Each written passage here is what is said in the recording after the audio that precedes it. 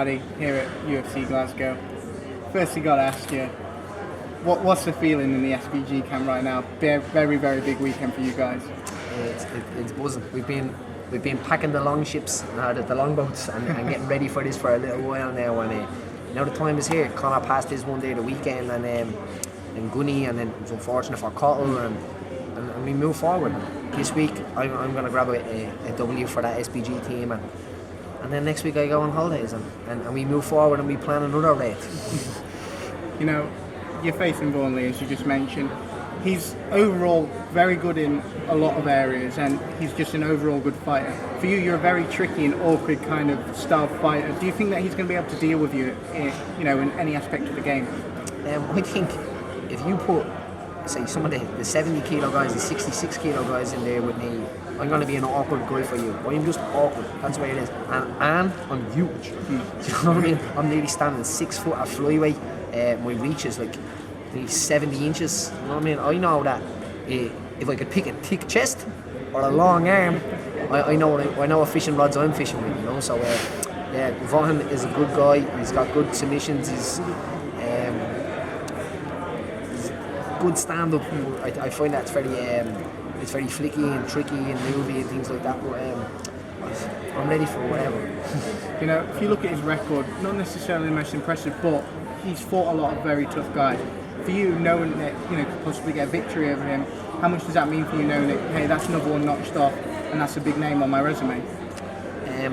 The last part I couldn't care for, but that's another one notched off. That's exactly the theory that I'm going into. It's one at a time for me. I'm trying to get them numbers one at a time. When my fight gets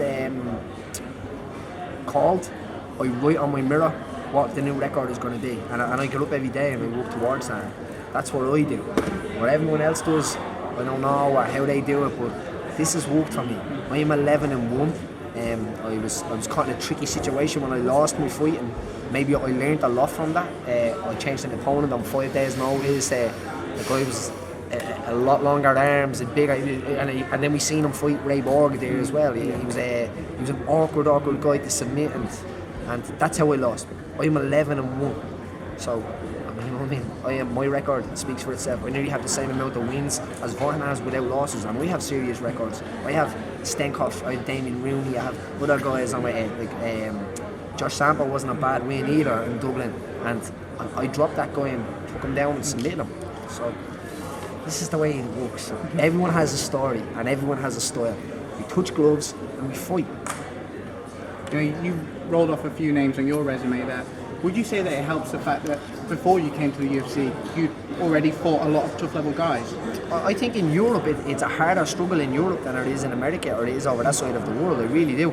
You see guys that just get signed from the UFC in Europe and they're like 8 and 9 and 0 and 10 and 0 sometimes, and then you see some guys that are like 4 and 0 and you're like, what? Like I don't know. I don't really concentrate on other people's, but if something flies by on the telly and I'm like, it doesn't make sense to me. Why doesn't it make sense? So I just feel that I develop every single fight. I get better. I fight to impress, and I think no matter what, if I give it all in there, where I come from, the housing estate, the people that I come from, I can't lose. I'm happy with that. I can live with that. Flyweight division, arguably it's very open because of the fact that how Demetrius Johnson has dealt with his opponent. Do you feel the win here would put you in a title shot picture? I think Dublin comes in October, and a good win here and a good win in Dublin, definitely. I'm definitely standing there for, as I was saying to the other guys when the conversation comes up, what about that ginger Irish kid? He's crazy and been waiting for a long time. That's me. Dublin, October 24th. How big is that? How big is it that you win here and you get to fight on that card? Oh, it's amazing. These are all welcome back. It's the resumes are being given, or what are they called? The jobs are being handed back. You know what I mean? No one's going to work, and that week is going to be amazing. Even the people that don't know anything about MMA, when the minute they hear that UFC come back, they're going to, oh, Asian, I missed that the last one. It's going to be double. We need a stadium for that thing. We really do. The Tree Arena is not going to be big enough, and if it is, it's going to be crazy. You know, the UFC, obviously, International Fight Week is kind of the UFC Super Bowl. Do you feel that Dublin can become a show for the UFC where no matter who's on that card, whatever time of the year it is, it's going to be packed and it's going to be a huge event, not just on fight night, but all week. 100%, man. I'm telling you now. So look at UFC. What was it? 2005, was it? Sold out in 20 minutes. Nobody knew how to do that. Fine, they sell alcohol.